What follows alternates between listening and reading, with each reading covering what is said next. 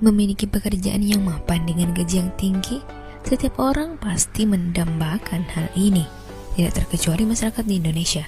Tinggi rendahnya gaji seseorang biasanya ditentukan oleh jenis profesi yang diambilnya dan jumlah pengalaman yang dimiliki. Di Indonesia sendiri ada 10 jenis profesi yang memiliki rata-rata gaji tertinggi. Berikut daftarnya untuk profesi dengan gaji tertinggi. Pilot pesawat komersial. Menjadi seorang pilot memang tidaklah mudah. Sekolah penerbangan yang mahal dan tuntutan akan jam terbang yang tinggilah yang membuat seorang pilot pesawat komersial bergaji tinggi. Berdasarkan survei gaji pokok pilot di tahun 2017, maskapai Air Asia menggaji pilotnya dengan rata-rata 47,5 juta per bulan. Sementara maskapai pelat merah yakni Garuda Indonesia membayar jasa para pilot dengan gaji 36 juta per bulan. Kemudian Lion Air Nets sebesar 10 juta. Di samping maskapai komersial, Pelita Air Service, perusahaan yang melayani charteran pesawat dan helikopter, menggaji pilotnya sebesar 25,5 juta rupiah. Ahli teknik perminyakan. Sudah menjadi rahasia umum bahwa gaji para staf perusahaan minyak memiliki rata-rata yang cukup tinggi di Indonesia, sehingga banyak orang memimpikan untuk bekerja di perusahaan minyak. PT Pertamina sebagai perusahaan minyak nasional memberikan rata-rata gaji untuk fresh graduate minimal 8 juta rupiah hingga 15 juta rupiah per bulan. Apalagi jika bekerja di perusahaan minyak internasional seperti Chevron, seorang fresh graduate bergajinya bisa mencapai 15 juta per bulan. Sementara di Total Oil Indonesia, fresh graduate digaji sekitar 12 juta per bulan. Untuk level menengah dan senior dalam sebulan mengantongi penghasilan 70 juta hingga 100 juta rupiah. Sebenarnya di Indonesia sendiri, gaji seorang ahli perminyakan termasuk yang paling kecil dibandingkan dengan negara lain seperti Malaysia yang menggaji ahli perminyakan mereka hingga 500 juta rupiah. Human Resources Manager. Pada tahun 2017, seorang manajer HRD Human Resource Department memiliki penghasilan di atas 30 juta rupiah. Berdasarkan data dari Jobline, beberapa perusahaan menggaji HRD manajer dengan angka yang fantastis. Misalnya saja di Kalbe Pharma, gaji HRD manajer berkisar 32,5 juta rupiah, sementara di PT Indofood gajinya adalah 55 juta rupiah setiap bulannya. Angka tersebut sebanding dengan beban kerjanya, karena ia bertugas mengepalai sebuah departemen yang fungsinya merekrut dan memberdayakan sumber daya manusia terbaik demi kelangsungan perusahaan. Dokter spesialis. Gaji sebagai seorang dokter spesialis di Indonesia memang tidak memiliki standar yang sama, apalagi jika membandingkan dokter spesialis yang praktek di rumah sakit pemerintahan dengan rumah sakit swasta. Seorang dokter spesialis di rumah sakit pemerintah rata-rata hanya mendapatkan gaji sebesar 10 juta per bulan. Dan ini sudah termasuk gaji pokok, insentif, dan jasa kunjungan pasien. Sedangkan gaji dokter umum per bulan hanya 4.800.000 rupiah. Berbeda dengan dokter spesialis di rumah sakit swasta yang gajinya bisa mencapai minimal 50 juta per bulannya. Ahli pertambangan. Hampir sama dengan para ahli perminyakan, profesi ahli pertambangan juga menjanjikan gaji selangit bagi para pegawainya. Risiko serta tingkat kesulitan saat bekerja membuat ahli geologi digaji tinggi.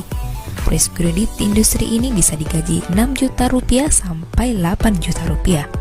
Sementara untuk level menengah dan senior, gajinya bisa mencapai 30 juta rupiah per bulannya. Hal ini wajar karena untuk menjadi seorang ahli geologi yang cakap di bidangnya, dibutuhkan pendidikan dan pengalaman yang cukup lama. Ahli teknik informatika.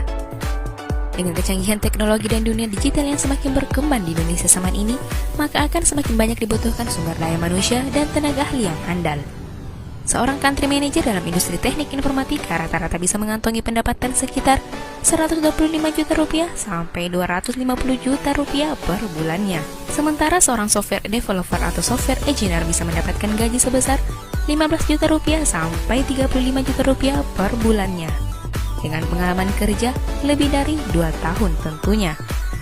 Sedangkan untuk pemula saja minimal bisa mengantongi gaji 5 juta rupiah sampai 7 juta rupiah sesuai tingkat kemampuan dan keahlian yang dimilikinya. Ahli konstruksi. Tenaga ahli konstruksi juga menjanjikan gaji yang tinggi, bidang infrastruktur yang semakin berkembang pesat dan membuktikan bahwa industri ini menjanjikan bagi lulusannya.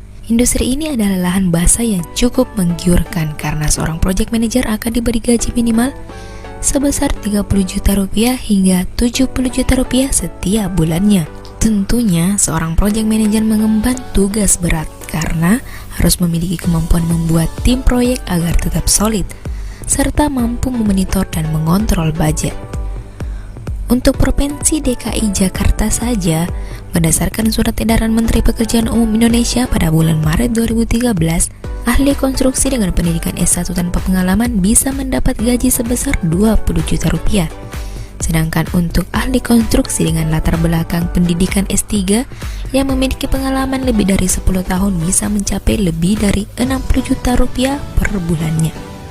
Manajer pemasaran. Menjadi seorang manajer pemasaran merupakan sebuah profesi yang vital. Kenapa? Karena manajer pemasaran bertanggung jawab untuk mengelola sistem pemasaran meliputi strategi dan analisis pasar. Untuk itu, berdasarkan survei dari Kelly Service, rata-rata seorang manajer pemasaran mendapatkan gaji sebesar 60 juta rupiah per bulan. Direktur keuangan. Bekerja di industri keuangan bisa mengantongi pendapatan yang fantastis loh. Penghasilan dan risiko tugas yang diemban memang sepadan karena butuh individu yang jujur, tekun, dan teliti. Maka dari itu, direktur keuangan di Indonesia akan memperoleh gaji berkisar 300 juta per bulannya. Sementara pada posisi general manager setidaknya memperoleh penghasilan sebesar 60 juta rupiah sampai 80 juta rupiah per bulan. Chief Executive Officer. Ini merupakan jabatan tertinggi dalam sebuah pejabat korporat eksekutif. Dan posisi ini umumnya ditunjuk oleh Dewan Direksi sebuah perusahaan. Rata-rata seorang CEO di Indonesia bisa mendapat gaji sebesar 1 miliar per tahunnya. Ini pun termasuk yang paling kecil jika dibandingkan dengan CEO dari perusahaan asing. Sebagai tambahan, salah satu profesi yang lainnya yang memiliki gaji tinggi di Indonesia tidak lain adalah anggota DPR. Anggota DPR di Indonesia gajinya bisa dibilang relatif tinggi, bahkan mendapat peringkat keempat terbesar di dunia.